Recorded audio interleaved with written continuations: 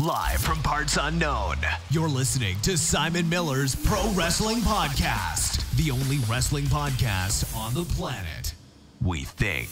Sit back, relax, prepare for positivity to run through your veins as Simon Miller gives you your weekly dose of powerful pro wrestling audio. It is Miller Time. Hello and welcome to Simon Miller's Pro Wrestling Podcast. My name is Simon Miller. This is a pro wrestling podcast. Now, as always, I know it's Friday and it was meant to go up on Wednesday, but life was just crazy this week. As always, if you're a patron, you can find out more. We do weekly patron Q&As where I fill you in on my life in general, so you know where I am. So if you're a bit of a weird person and sometimes you're sat around going, I'm wondering what Simon Miller is doing today, you can do all that by going to patreon.com/Simon Miller 316. And look, if nothing else, if anyone listening to this could throw $1 into the Patreon, it just makes it look. All this stuff costs money, right? All of it. We have to live. We have to buy food. Otherwise, we die. And that helps with that. However, if you'd also like to come on Simon's Pro Wrestling Podcast, you can also do that through the Patreon. And today, I'm very pleased to say that we have another guest, another awesome person coming on. It's my man, Sam Oakley. Sam, how you doing today?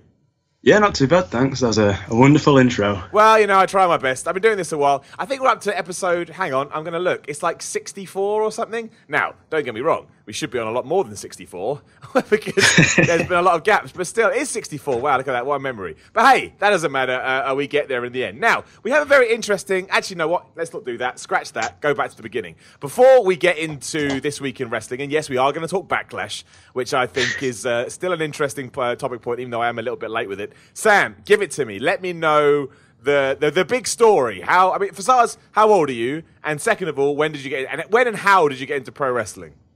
I'm 19 years old right now. Right, so you're a young pup, especially compared to me, who is an old man. Yes, I'm a baby. And yeah, what was it that... Give it to me. Walk me through your wrestling journey. I was always aware of wrestling, like I knew who The Rock was and stuff like that. And then one of my friends had one of the SmackDown versus Raw games, 2007 or something like that. Yeah. So I saw that and I was just like, holy shit, look at all these weird characters. There's a dead man. That's awesome. So I just went on to Sky Sports one week. I found it and I got hooked for about 2 years. I fell out of it about 2010. Of course you did, because everyone goes on the same damn journey when it comes to wrestling, yeah. And then I fell back into it after WrestleMania 33.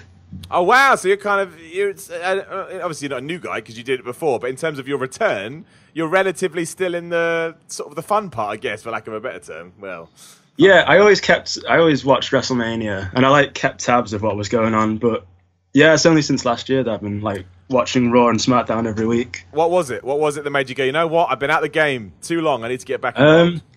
Well, I thought that WrestleMania was the best in a good 5 years or so. Mm. And I've always been a massive Hardy Boys fan. And when they returned, I was like, I'll have to see what they're doing.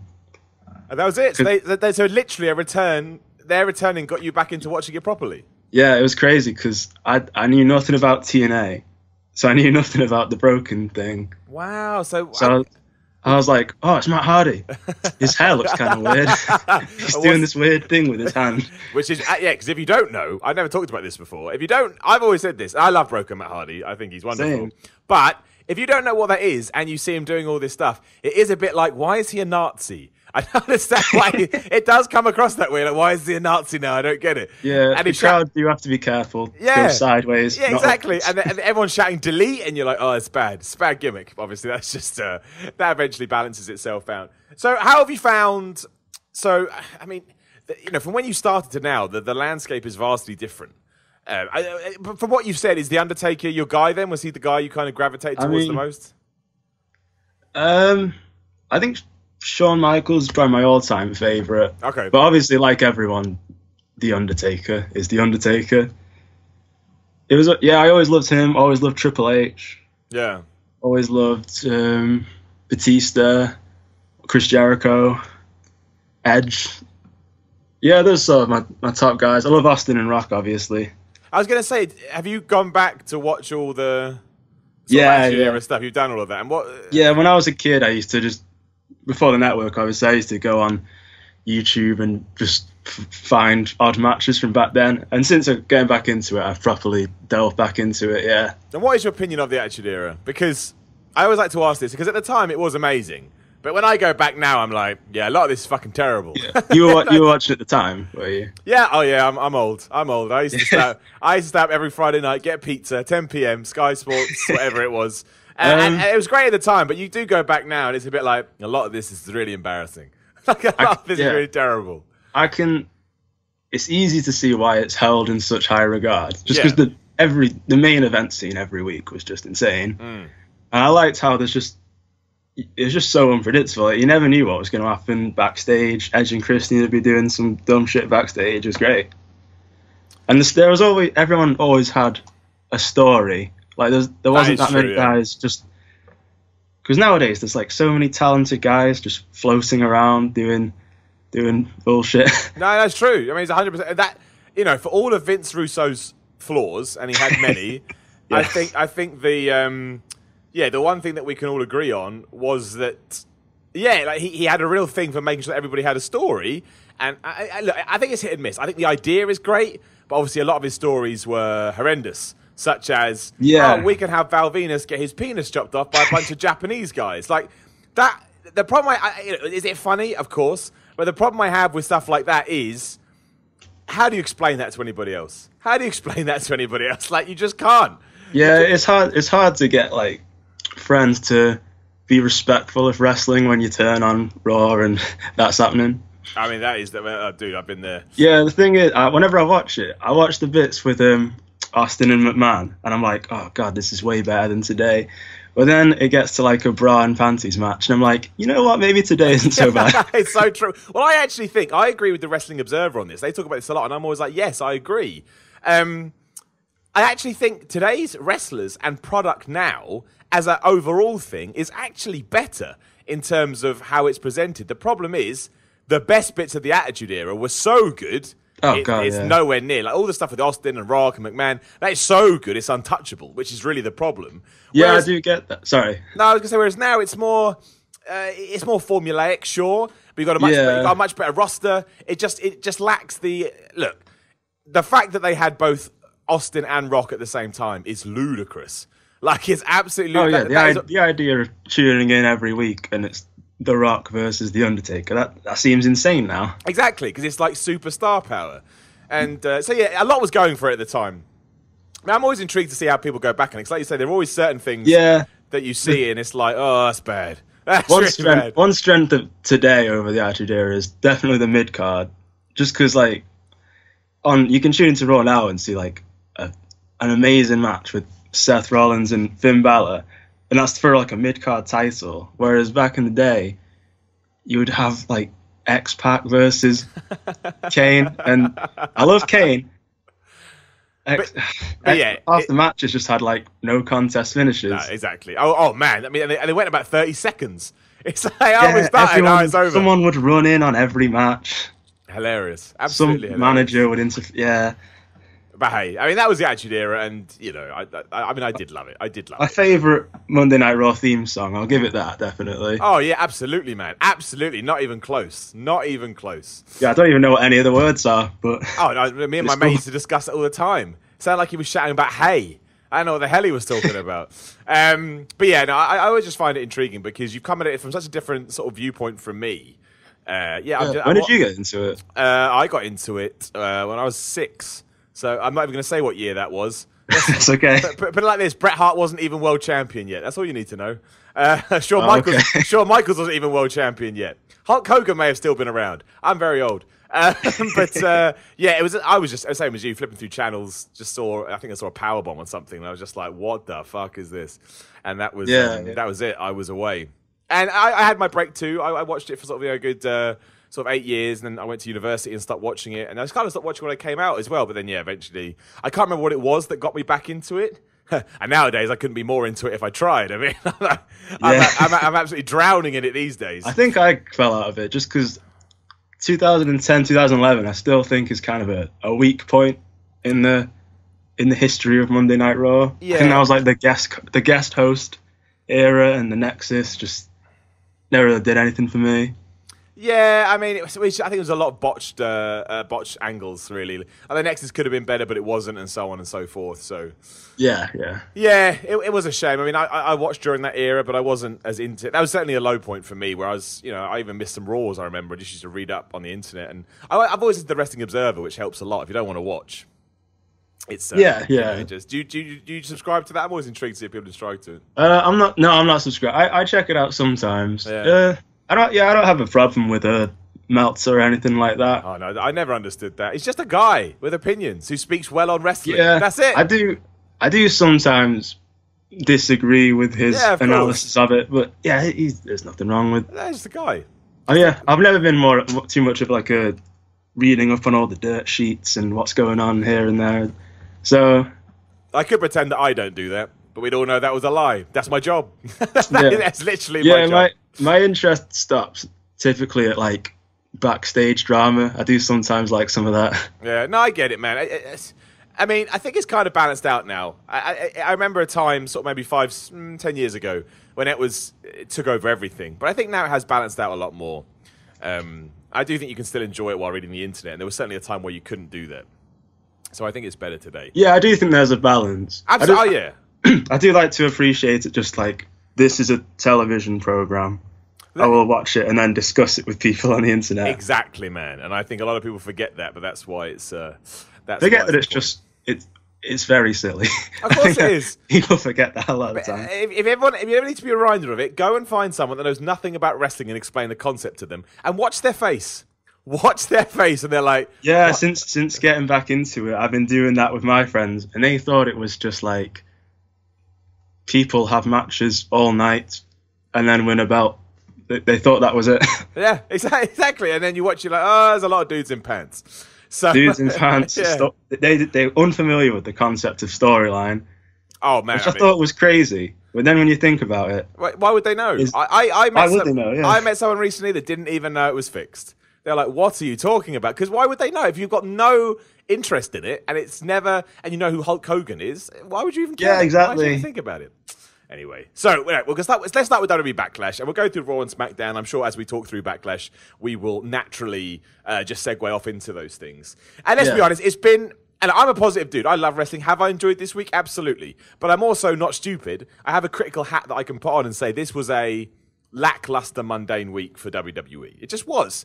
I didn't think anything they did on Backlash or Raw and SmackDown was particularly fun. There was some stuff I liked, but it felt like, okay, we've come out of WrestleMania and we're in that low period now where we kind of have to scrap through everything. And it did start with Backlash. Now, we had a quick, brief chat beforehand, and I mentioned Backlash, and you're basically, your voice just dropped. So, I mean, by and large, everybody has hated it. Let me know, where are you on Backlash? It was bad. It was a bad show. Yeah. This fallout of WrestleMania has been particularly weird, just because it was the fallout, but it was also the shake-up, but it was also the Saudi Arabia thing, and it was also Backlash. So it's felt very all over the place. I think that having the Greatest Royal Rumble so close to Backlash really screwed it over, because we really didn't talk about Backlash until after that was out the way. And then after we watched the Greatest Royal Rumble and it was just a glorified house show, it was just like... Ugh. Yeah, I didn't even know what matches were on Backlash until 2 days before, because there'd been no build, We're just focusing on the Greatest Royal Rumble, which had no fallout whatsoever. So by the time you get to Backlash, you're like, what am I even interested in? And the other problem was we had all these false finishes on the Greatest Royal Rumble, which I get because glorified house show, but then they all carried over to Backlash too. I think that was the real... And also, I think it starts with WrestleMania. Given that they changed their mind at the last minute and they decided not to give the Universal title to Reigns, which clearly was the plan. I mean, I don't think anybody can argue that. Yeah. I think and that just knocked everything downhill. And I was thinking about this after Raw, because, yes, on Raw... after Roman Reigns did defeat Samoa Joe at Backlash, which we'll talk about, he's now been put into a feud with Jinder Mahal. Now, and you can literally... The feud that everyone's been clamouring for. But this is it, right? Literally, in that 2-week period, you can see, right, one, it was clearly meant to be Reigns versus Joe for the Universal title. That got changed because Lesnar kept it. Then for some reason they decided, okay, Joe's got to go to SmackDown because we've made this change, so that happened. And then because Jinder Mahal came over, they thought we just put him in with Reigns. So none of this is the long-term plan. All of this is just reacting to that one decision they made at Mania 34, and I think that's why it feels so stilted and why it feels so weird.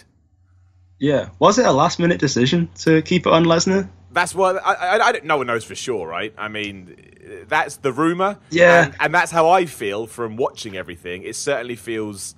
Yeah, it certainly feels to me like it's a lot of retroactive. Well, we've got here now. What do we do? Yeah, it does feel like they were just sick of like smarky people on the internet thinking they know everything, so they just thought they'd throw a curveball in there, but then didn't take into account any of the after effects of that. I think so. I really, really think so, because as we're here, let's talk about. I mean, the problem, the two major problems I had with Samoa Joe versus Roman Reigns as the main event of Backlash was, one, it was the main event, and I find it baffling that you've got a WWE title match now. I get you want a proper finish to end your pay-per-view. Well, then book better. No one said you had to have a no DQ match and have it in a no contest. Yeah. No one said that. And the other thing I hated, Roman Reigns and Samoa Joe are two big dudes, and they didn't really start beating the shit out of each other until about 10 minutes in, 12 minutes in even. So God, the whole pay-per-view was just rest hold the movie. I know, it really was, and that's what I just couldn't work out what well, it seems likely that some genius backstage thought, well, look, if Joe does a load of shit moves, everybody will start booing him and they'll start chanting for Roman Reigns. No, all they're going to do is boo everybody, which is what they did. It baffles me that people think there is still hope for cheering this version of Roman Reigns. I mean, actually, we should talk about that as well. Where are you at with Roman Reigns? Because a video went up on Woke Culture, which I would like everyone to go watch if you can. I saw that, yeah. It's one of my favourite videos. I thought, well, it's really well argued, Simon. Well done. But, why WWE... It was, yeah. Yeah, why WWE's killed Roman Reigns. And I like Roman Reigns. I like Roman Reigns. Yeah, but it's his booking that's bad. He's booked like an idiot. Yeah, he's a great in-ring performer. I don't think that's really up for debate. What, Reigns? Yeah. Yeah, no, I agree. And I actually I don't mind his promos when he's put in the right situation. He's gotten better. When he's given the freedom, he does have like quite a powerful delivery. Yeah. And have you ever seen him sort of in an interview away from wrestling? He's got a real edge to him. Yeah, I like him. I like him as a guy. And he's just not allowed to show it. I mean, No, but I did. There's no point pretending otherwise. I just really didn't like the Samoa Joe versus Roman Reigns match at all. I just thought it lacked... Oh, God. I don't understand what kind of story they're trying to tell. Like, two questionable losses to Lesnar, and then he beats Samoa Joe after all those amazing promos that Joe had done. I know. Well, this is the problem, right? It's... I don't even know how to describe it, but it's just... I don't know. You know what? I don't know. I can't even think of a way to sum it. I don't know what they're thinking. It's that classic thing where they are so head in the sand when it comes to Roman Reigns. Like, this is what we want to do, and nothing is going to take us off course, apart from when the big coronation ceremony comes. Then, for some reason, we get scared. And I think maybe that's why it's jumped the shark now, because Samoa Joe had momentum. He was cutting great promos. I was excited. But then they decided, no, we're happy to sacrifice him for Roman Reigns. And I know I lost to Roman Reigns to Samoa Joe that badly. I mean, it doesn't. He'll be okay, yeah. He's too good. He's 100% correct. And I think they will book him right. And I actually think he'll win the SmackDown title before the end of the year. I hope so, yeah. I would love to see him against AJ or Nakamura. Yeah, I certainly would too. And that's why I think he'll be okay. But in terms of just looking at it within the context it was presented to us, it is a bit like, what? Why? Why did you do this? So I think it's all about the creative freedom, because I think, Joe and Roman had a Intercontinental match earlier in the year, and it was amazing. But I think that's just because they were like, go out there and fight. They weren't trying so hard to present Roman as the sympathetic babyface. No, exactly. I don't think, I don't think it's like Roman's fault. I just think when everyone hates you so much and you're told to act like a sympathetic babyface, even though you're 6'5" and filthy rich, it's very hard to accomplish that. That's the thing. I couldn't believe when he came out for the Raw after Mania. We chatted about this on here. He had a gold Rolex on. Yes. I was like, that is not relatable. I don't get it. I don't get it. But yeah, I thought it was a poor main event. I thought it went way too long, given everything we'd already seen. And just having one spear, 1, 2, 3, I was like, yeah, I've seen this, man. I've seen it, and it's not. I don't like to be negative, but yeah, that's just how I felt. Yeah, agreed, definitely. Okay, well, we'll go back up the card just because we started. We'll start with the best bits and end with either. Well, it's kind of up and down. Braun Strowman and Bobby Lashley versus Kevin Owens and Sami Zayn. Look, it was fine. The problem was it suffered from everything that was around it. By the time that came on, I was like, I don't want to see this. It's nothing here. It means absolutely nothing. It's just a bunch of people thrown together. Just like the rest of the card, it's just a bit inconsequential, so there was no real reason for anyone to care, as much as they love Braun Strowman. But again, this all starts, and look, actually, I'll ask you this in a minute, but it all did start with, again, because they were worried something was going to happen to Roman Reigns or Brock Lesnar, they took Braun Strowman out of the IC title picture, then he tagged with a 10-year-old kid at WrestleMania, and ever since then, he hasn't he's been sort of floating around, which is why he ended up here. But just as we brought it up, Nicholas, the youngest ever champion in WWE history, my friend Sam, are we a fan or are we not a fan? Oh, so many feelings. It was a weird night. It was a weird WrestleMania. It was a weird WrestleMania. Yeah, me and my friend were betting all night on who his partner's going to be, and we were like, Big Show, Batista, Hornswoggle, and then that happened. well, at the time, I was laughing throughout the whole match. Yeah, me too. But I was also aware that this is terrible. It's just after the year that Braun Strowman's had, going from Bray Wyatt's big friend to world title picture, this is the payoff. Yeah, I mean, it's hard because... look, the best thing about pro wrestling, we've chatted about this a lot here, but it's true. The best thing about pro wrestling is that you can do stuff like that and it's okay. In the sense that you couldn't do it in football. No one's going to walk into the crowd in football and go, hey, come be our goalkeeper. And I like that. But at the same time, you make a perfect point. It's like, again, how does this affect so-and-so going forward? And that's the only thing that I don't get. I just think Braun Strowman in general should have been in a better position at Mania 34, given the year that he had.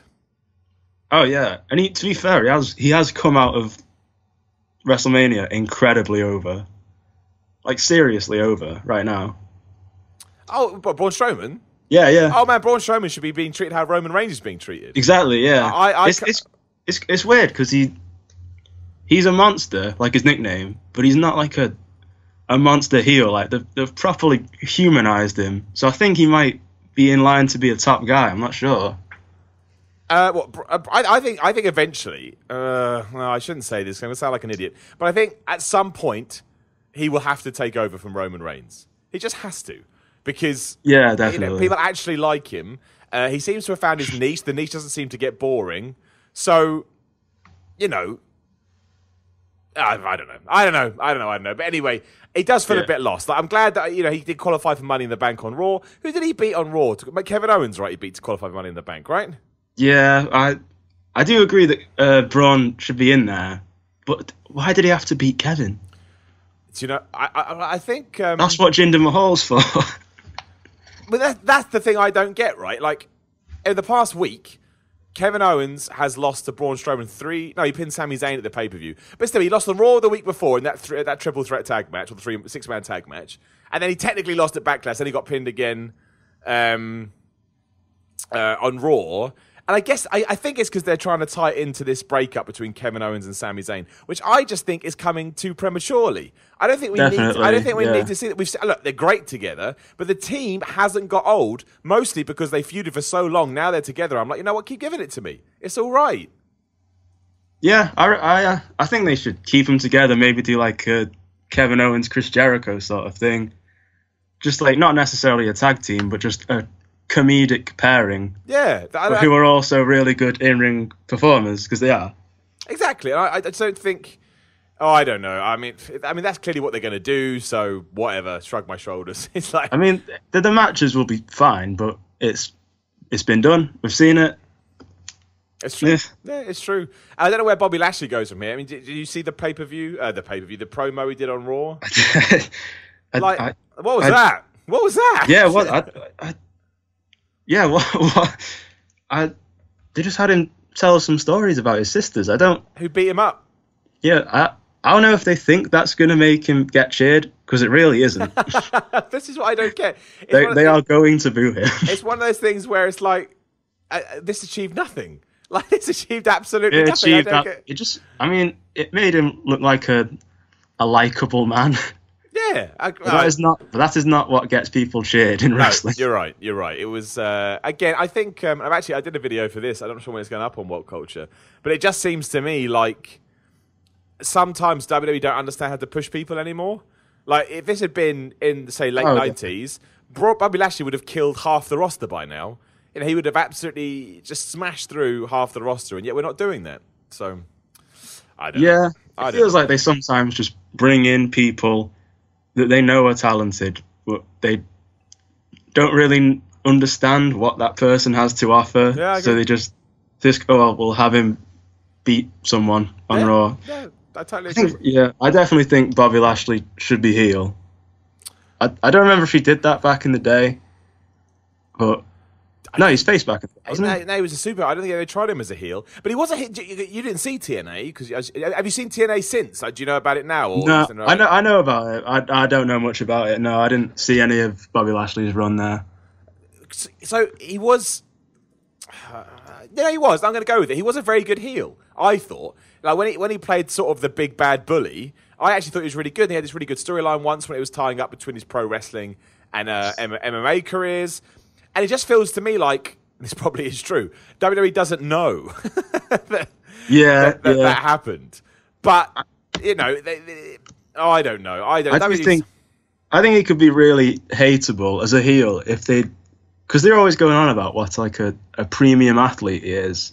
And he's got this MMA background. If he played sort of like the Brock Lesnar role, just like the arrogant arsehole super athlete with a manager sort of role, I think that could be really good. Yeah, I'd like that. I honestly, when the rumor was that he was coming back to feud with Brock Lesnar, I was like, absolutely. But again, this all ties into the fact that they had a plan. They didn't take the belt off Roman Reigns. Therefore, Brock Lesnar can't fight Bobby Lashley, and everything falls to pieces. But hey, we've talked about that. Yeah.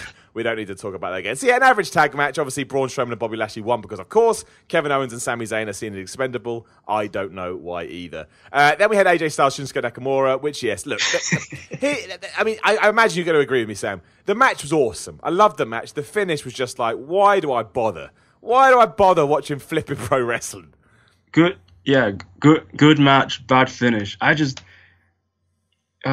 must be a Vince McMahon thing. The fact that they were like, we've got these two world-renowned in-ring performers. Let's give them a storyline where they like to punch each other's cocks. Well, yeah. Who thought? Like, it's funny, but there's got to be more. You're right, and I think I don't mind Nakamura constantly hitting AJ Styles in the balls. It's funny, and his promos are amazing. It is awesome, and I also don't mind them kicking each other in the balls at the pay-per-view. But not for the finish. But not for the finish. That's the problem. All of a sudden, as you've said, as soon as that happens, the whole feud is just about ball shots. That's it. There's nothing else there, and it's a real shame because even if that was the case, you'd like to think that people in the back were watching and they'd go, "It's a really good match." I don't understand why they're not putting the trigger on Shinsuke Nakamura anyway, because AJ Styles has got to that point now where he can lose the title, and it kind of makes sense. Do you know what I mean? Like, no one's going to be... Yeah, and it won't hurt him at all. No, people are going to be like, it's unbelievable. It's like, no. If you thought that, I would say you were being a bit harsh. I think AJ Styles can lose to a relevant opponent right now, and he's had an awesome title run, and if anything, maybe losing the belt gives him a bit more impetus to get a bit more momentum back, I would argue. Yeah, definitely. Yeah, his average match quality will help him no end. Doesn't matter if he loses the title, really. Yeah, exactly. He's established, which means he can get away with a lot. But yeah, we did do that. And I just find it weird. Like, how many times have we seen that 10 count for far more aggressive things that never ever gets to 10? But especially this year, we've done it a couple of times now where people can't get up from basic moves. I don't get it. I really don't get it. I mean, I don't know. What do you think of Shinsuke Nakamura's new music as well? I ask this every week now, but I like it and people are still mad about it. Yeah, I like it because it's not good.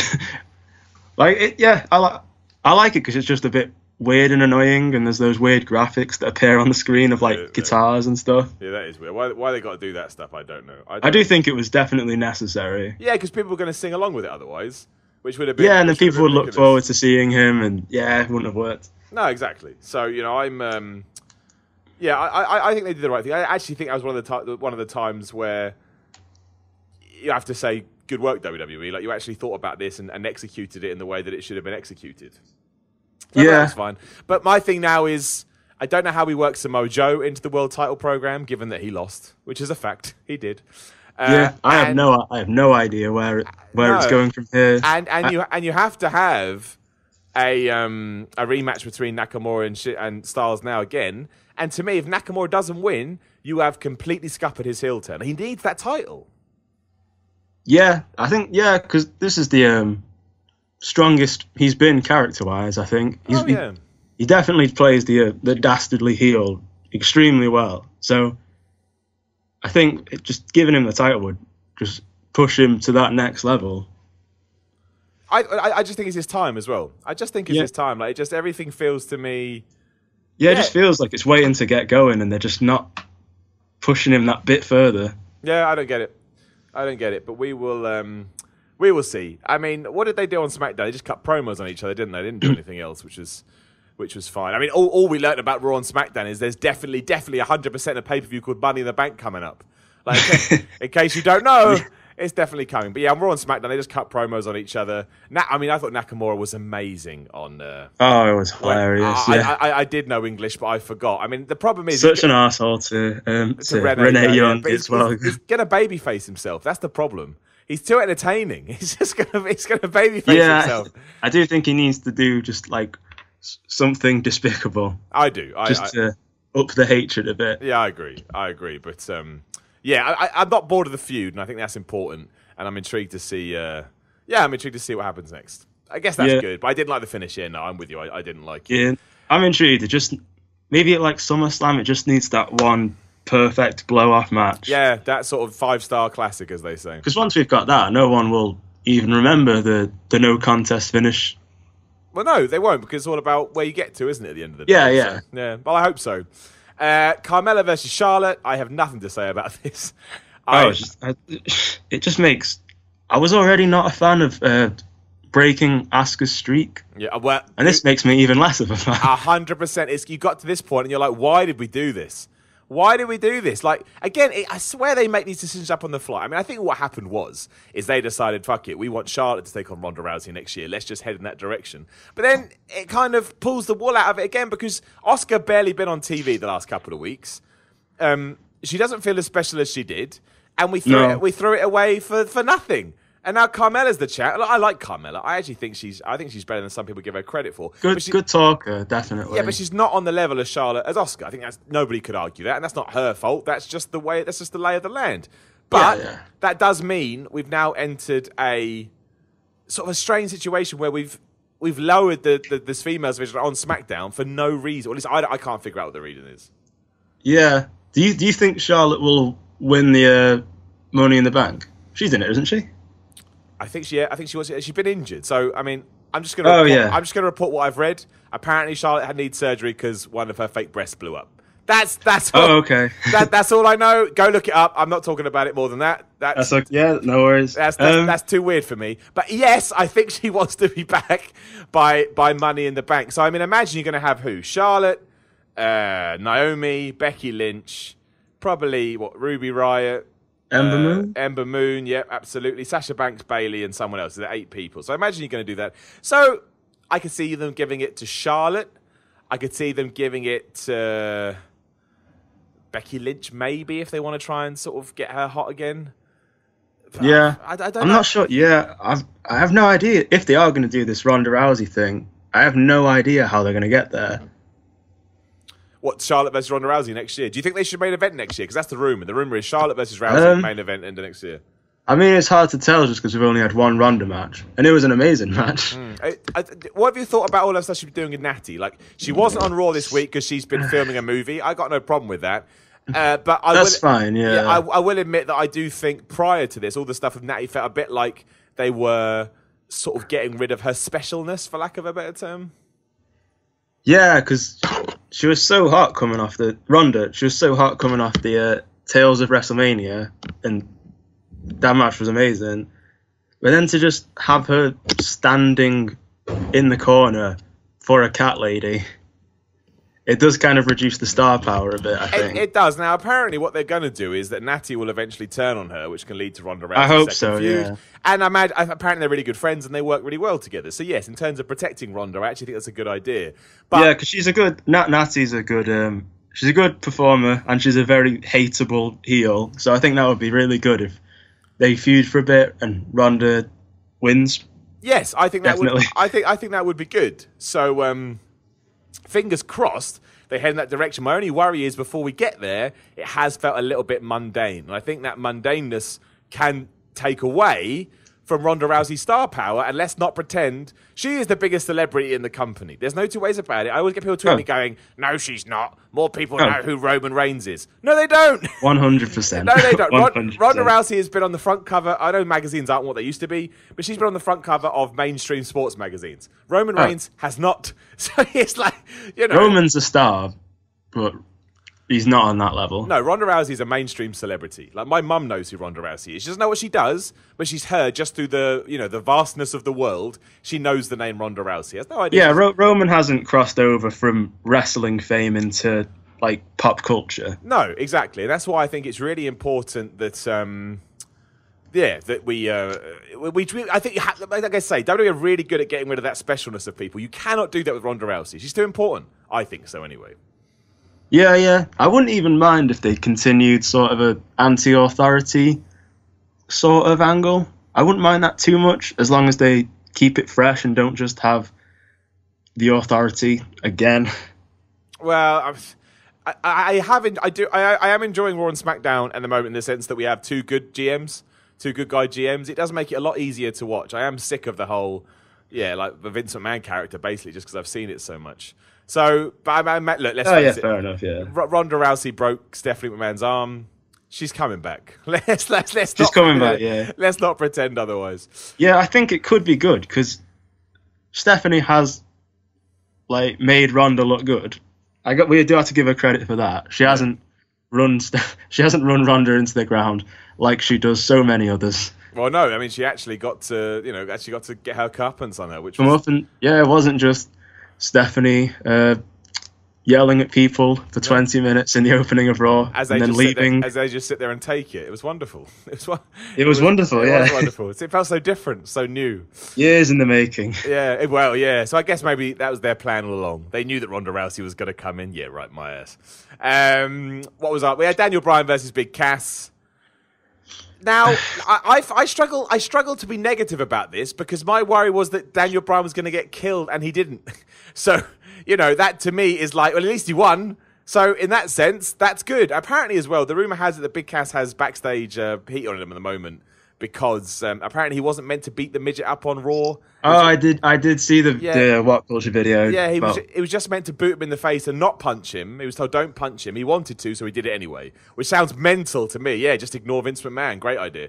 But yeah, especially for someone not established. Yeah, I mean it's do that. Yeah, absolutely bonkers. But look, was the match good? No. But was the result far better than I wanted to be? Yes. So in that sense, it's kind of like, you know what? I think I'm all right with it. It was probably as good a finish as it could have had. Like I do think the beatdown afterwards did serve a purpose. Well, it got Cass's heat back, as they say. Yeah, he's definitely despised by the crowd. Yeah, it's right. Which is good. Yeah, and I'm not the biggest fan of his promos, but I know a lot of people are. So I just think they're a bit. They need work, is what I'll say. I'll be nice. His delivery definitely does need work. Yeah, but I guess he is still young, and he was young in the business. So I don't like to shit on people too much. And I thought it was okay. It wasn't the best match I've ever seen, but I'm just happy Daniel Bryan won. Now the question we should really talk about is, I mean, WWE tried to ruin my life this week when the main event on SmackDown to get a place in the Money in the Bank was Rusev versus Bryan. I was like, what do I do? So we either have to watch Rusev get buried again, or we're going to have Bryan lose his first match. Now, they went for the latter, which I couldn't believe. So many emotions. Yeah. Because I love Daniel Bryan, obviously. And I was like, oh, God, are they going to have Rusev be heel and lose again? But then he didn't. So many emotions rushed to me at once. Well, afterwards, it kind of made more sense because, of course, they're not going to put Daniel Bryan in a ladder match. That probably would be stupid, all things considered, if you're wondering about his head. Yeah, I would spend too much of the match just worrying if Daniel Bryan's okay. Yeah, exactly. So I think in that sense, it was fine. But what I don't understand is why, once again, there's obviously no thought process here at all. Let's job Rusev out for ages. I can't even remember the last time Rusev won a damn match. So let's job him out for ages, and then he'll beat Daniel Bryan. It's like, what? Beat Daniel Bryan clean, yeah. Yeah, where does that come from? And I don't mind it. Again, I don't think it hurts Daniel Bryan to a great degree. I just don't. However, I just don't understand the logic behind it. I don't understand what we're going. And look, if they surprise me and Rusev wins Money in the Bank, fucking A. But I don't believe it. I don't believe it. That's the problem. I do not believe it. Make my year. Yeah, but I don't see it happening. That's my problem. No, I think either Braun Strowman or Finn Balor. As of right now, I think they're the two. I think they're going to give it to Braun Strowman. They love him. I don't see someone like Finn Balor. They don't seem to care about that much. I don't think they'll give it to The Miz. Well, it depends, really. I mean, if maybe Samoa Joe enters it, I can see Samoa Joe winning it if he goes into it. But I don't think Rusev's going to win it, which basically means that, again, this doesn't really lead anywhere. Although they do seem to be telling the story with Daniel Bryan that he's received too much punishment over the last 3-4 weeks or whatever, and that's why he suffered. That seems to be what they were getting at, and a lot of people have said that too. Yeah, I don't think it will hurt him too much. Because he's Daniel Bryan. Yeah, no, I don't. The matches are good, and he's so incredibly over that in the long run it won't hurt him too much. But as of right now, it is questionable to have him lose clean this soon after coming back. Well, the question is as well, if he's not in Money in the Bank, is he actually going to have another match with Big Cass? Because if they have two matches, he will. He ain't winning. To be honest, I can see this feud going on to like SummerSlam. I think that SummerSlam will take on The Miz, and I think before then it will all be Daniel Bryan. Yeah, that's mine. Oh really? Yeah, that's my. I was thinking maybe they'd save The Miz for WrestleMania. Maybe they could do. If they which I would love to. I would love to see that. Well, look, you could easily get a good 3-month build out of it if you wanted it to. I just think that they don't do that anymore. So. Yeah, what do you mean that they don't plan that far ahead? No, I don't think they'd want to do a 3-month build for anybody. I think they'd rather. Oh yeah. You know, that makes sense. Yeah. I think they'd rather just pull the plug at some point. But you know, I just happy. What I say about all Daniel Bryan stuff is he shouldn't be here anyway. So the fact that he is here, I don't care. I'm just happy that he's back doing what he loves. Yeah, agreed. That's the main thing. We also had Jeff Hardy versus Randy Orton. Jeff Hardy won for the US title. It was boring. It was boring. Yeah. I love Jeff Hardy. I was very glad that he won. But, oh, God. Just Randy Orton. He's so uninteresting nowadays. I don't like to rag on him too much because he is really good. Yeah. Like, when he tries, he's really good. Like, physically really good. But, oh my God, he's boring. I think I think when he's a face, he just goes through the motions. I think that's the problem. I think he just knows, like, if I turn up and do my Randy Orton thing and RKO someone, it'll be fine. It is right to a certain extent. That move is over. Like, people do love that move. Oh yeah, definitely. I mean, it is exciting when he does it. Yeah, and I just think they should turn him heel. I think definitely. They should turn him heel, and they should carry on the Jeff Hardy feud. I still like the idea of Jeff Hardy versus Randy Orton. It feels fresh to me. You know, yeah, if they turn him heel and he has some like real motivation in the ring, it could be really good because Jeff Hardy's like just a really natural underdog, and he connects with the fans. Yeah, fans love him. Yeah, they absolutely love him. And Randy Orton can be very hated, like very hateable when he wants to. But the RKO is kind of a problem with that. Well, he could just stop doing it. I mean, I think he should like turn heel and then just to the crowd say like, "Oh, I don't want to please you. I'm not going to do that move anymore." Because I think the crowd would really like respond negatively to that. That's the thing. Take away what the fans love, right? Yeah, exactly. So I would do that. I would take away the RKO. I would change up his shtick, and I'd make him a heel. And I think putting against Jeff Hardy is a natural babyface. I'd love it. I don't know why they don't do it. I really don't. That seems to make perfect sense. I mean, what did we see on SmackDown? Who did Jeff Hardy take on? I can't remember now. It was The Miz. There was The Miz. It was the qualifying match. Of course. And he just lost clean to The Miz, which was very... I didn't mind it so much. It was a good match. And it was kind of like a crafty finish for the crafty heel. So it wasn't too bad. But it was questionable that The Miz just easily rolled him up like that. Just 1, 2, 3, done. Yeah, exactly. Because those swanton bombs look painful. Oh, man, he just falls on them these days. At least there's no roll anymore. At least he's a glide off him. Now he's like, nope, here I come. Smash. It's just a 6-foot man landing on someone. It really is. It really is. But you can see the ribs cracking. Was Randy Orton even on SmackDown? He wasn't, was he? No, he wasn't. I'm hoping he doesn't get Money in the Bank and they continue Jeff Hardy and Orton. They come up with some storyline for it. I think there's something in it. Definitely. Yeah. Nia Jax defeated Alexa Bliss. I mean, yeah, whatever. I'm not. Yeah. I'm a huge Alexa fan. Not a big Nia fan. Yeah. I'll say. The thing with all this Nia bullying stuff is it does show a lot of like progress, because this story would never happen back in the day.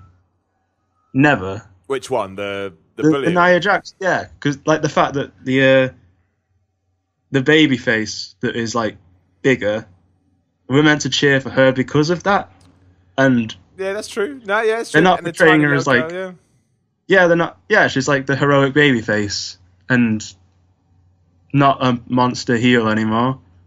I do think it's a very like not traditional WWE storyline, so it's cool in that regard. Yeah, no, I think you're right, and I think that I like the build a lot. I like the build. I thought the build was really good, and I was invested in it. And I know it kind of, it sometimes it does go too far in terms of the whole bullying thing, but I'm okay with it to a certain extent. I do think Bliss is really good at it. That's the thing. I think because they're real friends, it does make it a bit easier. Her character work is excellent. Amazing. So it's excellent. Yeah. But what I don't get is when you get into the ring, and you have this sort of tiny lady getting beaten up. So the other way around, you have this huge woman getting beaten up. That doesn't work. It just doesn't work. It doesn't work. Yeah, it doesn't make sense. And also, I do think Nia has a lot of in-ring limitations, which when you have like a 10-minute match, they do sort of become apparent. So I do think it should have been a 3-minute squash match, definitely. I think so, yeah. Because Alexa's character work's so good that she'll come out the other side of it fine. Yeah, and it would have tied into the story, right? Like, exactly. Don't bully people. You'll get your ass. You'll get battered. Yeah, fine. All right, I'm all right with that. That's cool. And then we had Seth Rollins versus The Miz, which was the highlight of the whole show, and it was the very first match. It was incredible. It was brilliant. Right now, Seth Rollins to me has found his feet again. He's the workhorse of WWE. Definitely. Oh man, he's the Raw MVP right now. He's found his feet again. He's smashing it. He's exciting to watch. Like, I like his character. He's just on fire right now. Seth Rollins on fire. Yeah, he's always been my favorite member of the Shield. I loved him as a heel. I think he lost some of his like flair when he turned face, but now he's definitely got it back. Absolutely, it was just a face turn at the wrong time. He should have turned face after he came back from that injury, if you remember. Yeah, definitely. That's when he should have turned face. When did he turn face again? Was it during that feud with Triple H? That's right, yeah. And by then it felt a bit like, well, why didn't you do this 3 months ago? Like now, But now, because I think we're so far removed from that, because again, they've actually stayed the course. Yeah, I think Seth Rollins right now is the babyface Samoa Joe. Like, yeah, right now you're smashing it. You're 100% on it. Yeah, and his promos are pretty good as well, just because of like how much passion he throws into it. Yeah, he's just really likable. The fans love the theme music.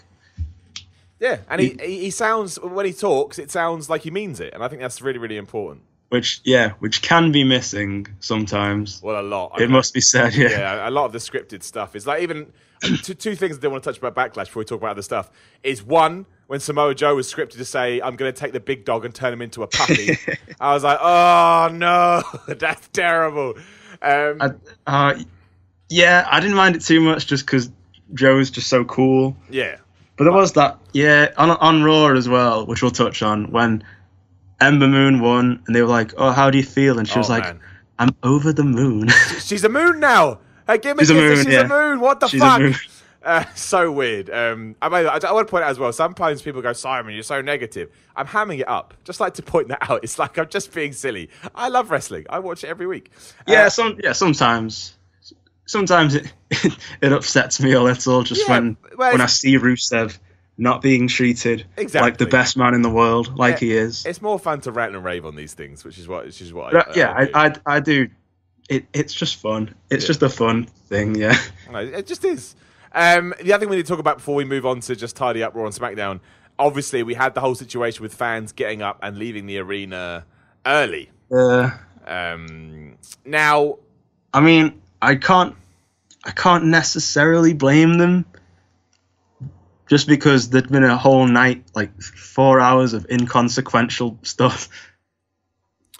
And I just think a 3.5 hour show is a lot. It's so long, especially when you've got 3 hours of Raw the next day as well. That's the other thing, and it's Sunday, and you've got Roman Reigns in the main event, which people don't like. So, I think it's I can see why people did it.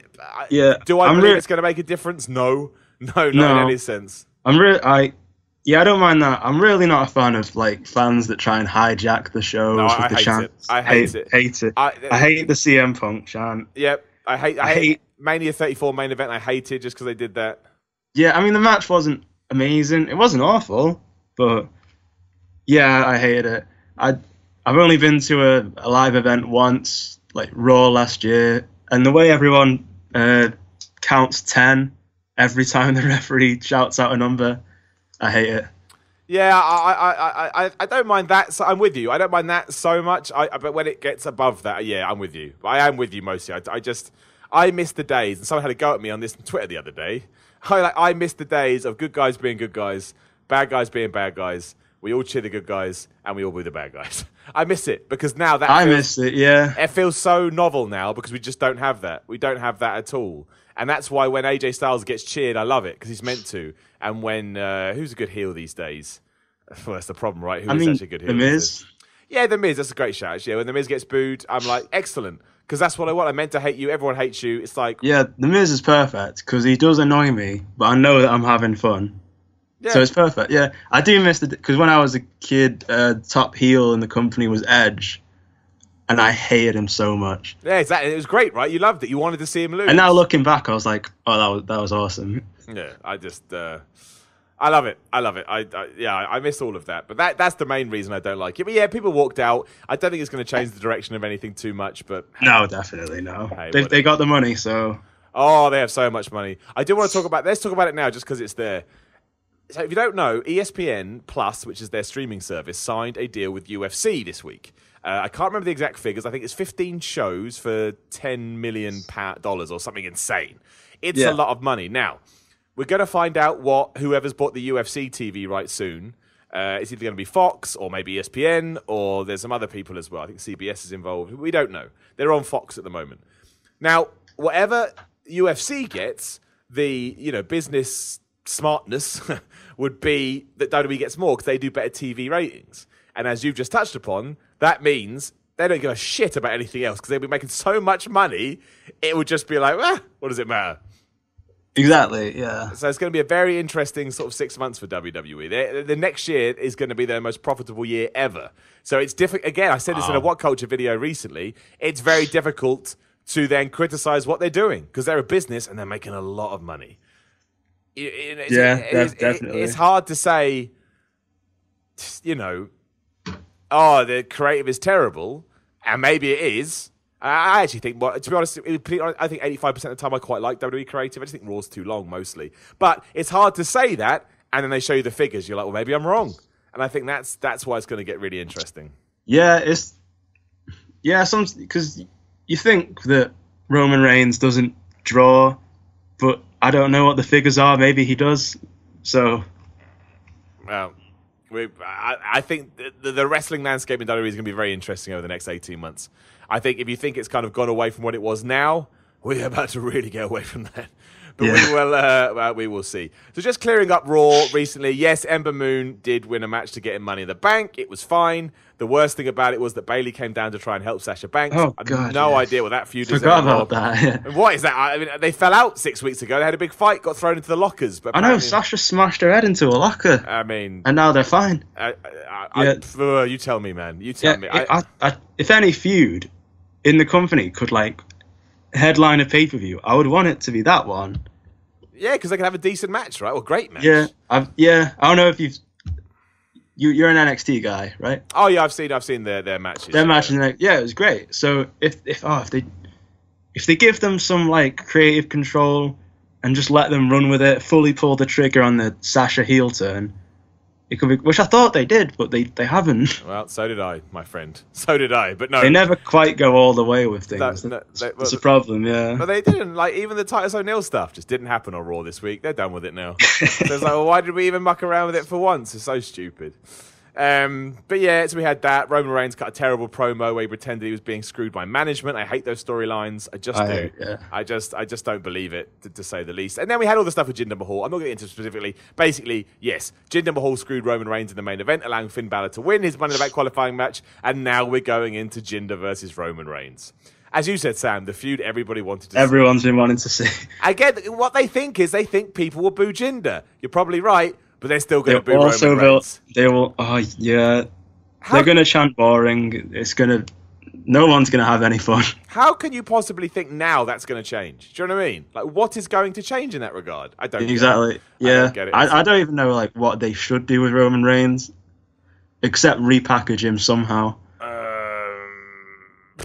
Yeah, I don't want to keep going on about the Roman heel turn like everyone has for about 17 years now. I just think it needs to go. Yeah, I just think it needs to go away. I need to point out as well before people go nuts. I got the Sasha Banks wrong. Bayley came in the actual Sasha Banks versus Ruby Riott match. Oh no, that was versus Ember Moon. No, I'm right. Ignore me. I am. Yeah, right. It was a triple threat. I'm right. Yeah, ignore me. I'm right. What I think Roman Reigns needs to go away. That's what I think. And he needs to go away, and he needs to come back in. He doesn't need to come back as a different character, but a different presentation, different music. Different ring clothes. Different, yeah. That's the whole thing with Roman. As much I do like him, but it's like when the Shield broke up, they had the biggest plans for Roman, but it seems like they thought the least about how they're going to present him. They gave him the same music, roughly the same costume. Yeah, they should have Roman Reigns him, but they didn't, and that's. That's ridiculous. But yeah, I do think that was a massive problem. Yeah, because at least with John Cena, once he got away from like the rapper thing, and they were like, "Oh, we're going to do something with this guy." They did put a lot of effort into his presentation and his music, and everything. Well, with Roman, they were just like, "Oh, if we have him win lots of matches, people will cheer." No, I mean, essentially, yes. That's essentially what happened. Yeah, I don't even know. Yeah, I do think he could be a really good heel, and then if that works, maybe come back around as a face in a few years. If he's that good, it will happen naturally. Like, this is what I don't get, but we will see. We had Drew McIntyre and Drew McIntyre and Ziggler beating Rhino Heath Slater. I thought it was okay. Yeah, Drew McIntyre for me has top guy written all over him. Well, he looks massive, doesn't he? Because he is massive, but he looks like a wrestler. He looks like a wrestler, and I actually like this tag team. They've surprised me, and I'm all right with it. I am just waiting for him to turn on Dolph. And I'm all right with that too. And because Dolph's a decent performer, so I think if he turns on Dolph, they have a few good matches. Drew comes out on top, could springboard him to maybe a mid-card title or a world title. I think so. I would like to see that, and that's what I hope they do. And I hope they have him as a heel as first, because I actually think he's got more. I think he's got a longer run as a babyface, but that's why I do the heel turn first. Classic wrestling. He's got a proper heel entrance as well. I love it. Yeah, he does. No, he's great. I like Drew McIntyre. I'm a big fan. We have all the nonsense with Bobby Roode and Elias, which I really don't understand, because Bobby Roode lost to Elias last week because his throat was bad. This week, there's no problem with his throat. And he lost to Elias. He beat Elias. And now I'm like, what do we do now? What? I don't get what's going on. I do love Elias. Don't get me wrong. I love Elias. It was my favourite part of WrestleMania. What, the Undertaker John Cena stuff? Elias. Oh, it's amazing, right? That whole thing was amazing. Oh god, it was perfectly done. It was exact because I was worried they were gonna just have Elias get beat up by The Rock. Yeah, I think that was the plan at one point. I think that's what people were thinking. Really? Yeah. I just thought it just seemed like something that would happen, and I'm glad it didn't. And I think Elias has come out better for it. I think Elias is amazing. I'd love Elias. It gets better every week. No, he does. I think he's found. I didn't like him for a while, but I think he's found his place. His gimmick works. Everybody actually wants to see him, regardless of how the crowd feels and stuff. He's awesome. He really. They love him, but he knows how to really irk people. Yeah, exactly. He's good at his job. That's his job, and he's good at it. If there's anyone who epitomizes Lost, it's Bobby Roode. I mean, never should have been brought in by a face. I think his entrance kind of did that. That's the problem. Literally about to say that's the problem. We should never have been given that song. Never. It was completely wrong for his character. It was utter. I mean, I don't know what he was in TNA or NXT. So a good heel. A heel, but I assume he didn't have the glorious thing. He did in NXT. Yeah, that's where it started. Oh, did he? Okay. Yeah, that was his music, and that was his whole gimmick. Yeah, but that was just a mistake. Yeah, he's not too bad at it, but once he takes off the dressing gown, he just looks like a PE teacher. Well, yeah, but it just feels like they came up with the music and they gave it to him, as opposed to the other way around, and that is a really bad idea. You can't retroactively fit that stuff. I don't think he really embodies the whole glorious thing. No, he doesn't. Exactly. He looks like a PE teacher, like I said. Yeah, no, I'm with you. He walks out. Oh God, Corey Graves saying hallelujah. Hate it. Yeah, it just doesn't suit his character. He needs to go heel straight away. Definitely, yeah. That's my big thing. And I don't know what they're doing with this feud now because it's 50-50 booking. Classic 50-50 booking. Bray Wyatt and Matt Hardy beat Bo Dallas and Curtis Axel, whatever. It's the same old, the same old stuff. It's entertaining, but... Oh, look, I love Bray Wyatt and Matt Hardy, but this was just it was just there to have the tag team champions on Raw. Yeah. That's all it was. I can't say I'm too crazy about Bray Wyatt, just because I was expecting such a weird transformation when he came out of the Lake of Reincarnation, and then he came back, but then he was just like, oh, it's Bray Wyatt, but nice. No, I mean, essentially, they haven't really gone as all in with it as I would have wanted them to, but I am still enjoying it. Yeah, so, I did love the Ultimate Deletion. So yeah, I did. I'm not gonna criticize it too much. And then Finn Balor beat Sami Zayn and Roman Reigns after Jinder Mahal got in, and he's in the Money in the Bank match, which is fine. And I don't think he'll win. So that's all I've got. Yeah, maybe not. I think he's more likely than Rusev, and maybe more likely than Miz. But yeah, I don't know if they see Balor as world title level yet. I don't think so. After he got injured after the Universal winning that one, I don't think they've ever seen him that stay again. I can't see it, unfortunately. That was just awful timing. It was. Yeah. It was very unfortunate, but that's why I think it's I think it's the end. But we will see. We will see. And in terms of SmackDown, the New Day and Sheamus and Cesaro feud carried on. It was okay. I mean, it did make me laugh. It's funny. Yeah. They're both amazing tag teams. They are, but I've just seen the match so much. But I'm not going to criticize. I actually quite enjoy it. I'm not going to pretend that I don't. I do think the New Day they need something new. Not necessarily a character change, but just a definitive story. I think they should split off Big E and let him have a singles run for a while and make Xavier Woods and Kofi Kingston a proper tag team. And they're still together. They're still a unit, but I would definitely do that. I think that would work really well. Yeah, true. I could see any of them having good single run. Obviously, we've already seen Kofi, but yeah, I think individually they're all good enough for that sort of role. I do. I'd like to see them split up without splitting up, if that makes sense. So they're still together, but they are doing their own thing. I think that would. I actually think that would benefit them all. I really do. Yeah, I do think Big E does have a lot more in him than they've given him. Yeah, I'd like to see him win Money in the Bank, to be honest, but we'll have to. We'll have to wait and see. Charlotte took on Peyton Royce. Again, it was fine. Charlotte won with the figure of 8, and it was a bit like, okay, so that's the Iconics done. Interesting. They just lost. Yeah. Yeah, not really much to say. They they do bring, especially with the women's division, with like Absolution, they do bring in a lot of like groups who they say are like really dominant, and then they just have them lose on SmackDown randomly. Yeah, and that's I've always said on Ups and Downs. You know, my big problem with that is it does feel like now it's time for the women's match, as opposed to here's just a really good match, and that's what I don't understand. And it felt like that later on as well, because later on we got Becky Lynch versus Mandy Rose, and Mandy Rose just beat her in a minute, and I was like, oh, okay, right, that's that then, is it? It doesn't, yeah, exactly. It doesn't feel something special, and I think it should feel like something special. Yeah, especially because though I think the 4 Horsewomen they're called. Yeah. They've completely been destroyed. Exactly. Yeah, and they could be, at least in my mind, they could headline pay-per-views. They can, because if Sasha Banks more often than not has good matches. Oh yeah, definitely. Bayley, when they book her right, Bayley can be very over as a face.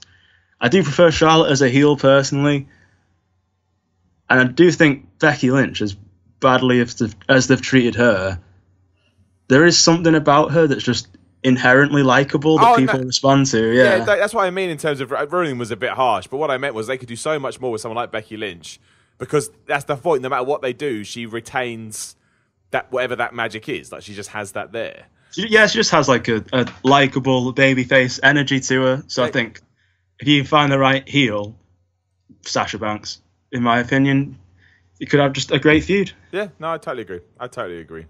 And then, I mean, that was pretty much it. And then we had the main event, which was obviously Daniel Bryan and Rusev, which we've talked about.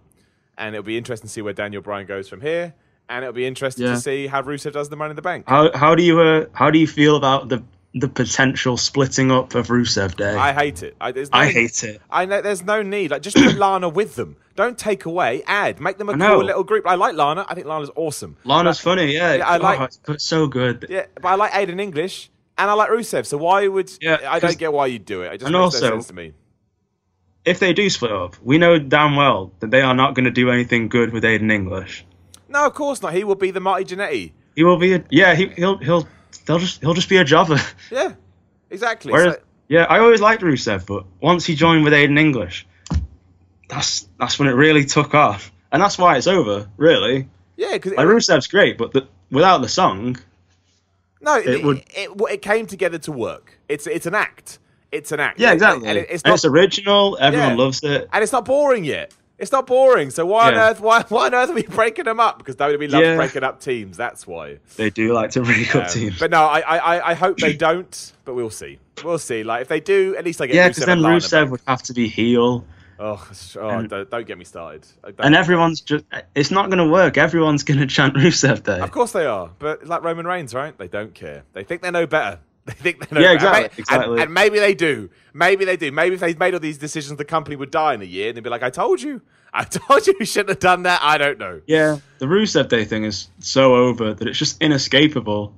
Oh yeah, it's ridiculous. So if they don't do anything with it, people are they're going to chance it more. Yeah, that's what they do now. That's what they do. But hey, look, I'm hoping that they see sense and Lana just goes into that group. That would make me much happier. But agreed. Definitely. I don't think that's going to happen. Is there anything else you'd like to touch on, Sam, before we wrap up this episode of the Bryan Podcast? Not that I can think of off the top of my head now. That's all good. And we have covered everything. We have smashed through it. Yeah, we talked about Big Cass's heat. We talked about ESPN deals. I think that's pretty much everything there is to do. Is there anything you'd like to promote or pimp while you're on? No. I'm good, thanks. Okay, excellent. Well, there you go. No pimping from Sam. I will pimp some stuff. And as always, you can head over to What Culture Wrestling on YouTube to see me talk more about wrestling if you'd like. Patreon.com/Simon316 if you'd like to come on the podcast, or if you just throw $1 my way, you just make my life easier because I have money to buy food, which I like. As I said earlier, I like food. Food is nice. I'm on Twitter at Simon316, the Facebook group Simon Miller's Pro Wrestling Podcast. A lovely community there now. Genuinely really nice. Makes me happy. Puts a smile on my face. And YouTube.com/Simon the C's gone now. YouTube.com/The Miller Report Rules. The podcast will be up there. We're playing through God of War. I do a series on mental health videos called Miller's Musings. All kind of nonsense up there that you can check out. And I think that is all my pimping. Yeah. I'm enjoying I'm enjoying the Rock Reacts channel. Oh, thank you very much. I should pump that as well. I appreciate that. Yeah, me and my mate John Denton also smashing out a little musical journey called Rock Reacts, where we just react to music. We listen to hip hop and rock songs we've never heard before, and then we talk about them. I appreciate that, Sam. Thank you very much. Yeah. It's rare that you meet a fellow Atmosphere fan, so that was cool. I know, and isn't it weird as well that I don't really like hip hop, but I knew Atmosphere and I like them. That's weird, right? That is weird, yeah. They're not that big. You have to go out of your way to find them. I even own an Atmosphere T-shirt. That's not like how much Atmosphere.